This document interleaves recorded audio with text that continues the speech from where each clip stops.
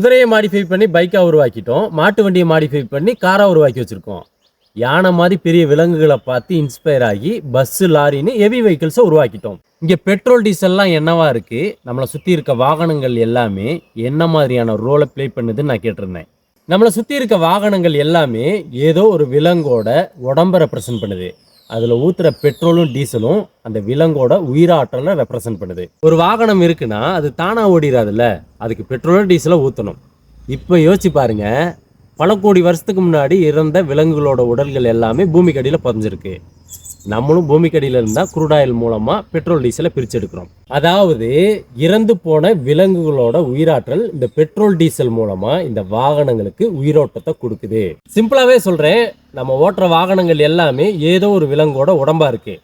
அதில் ஊற்றுற பெட்ரோலும் டீசலும் அந்த விலங்கோட உயிராற்றலாக இருக்குது. ஆனால் எலக்ட்ரிக் காரில் பெட்ரோல் டீசல் நம்ம பயன்படுத்துறதில்ல. அங்கே மின்சாரம் தான் அதுக்கு உயிரோட்டத்தை கொடுக்குது. அப்படின்னா அதில் எந்த மாதிரியான ப்ராசஸ் நடக்குதுன்றதை கெஸ் பண்ணி கமெண்டில் சொல்லுங்கள். நெக்ஸ்ட் வீடியோவில் தெளிவாக பார்க்கலாம்.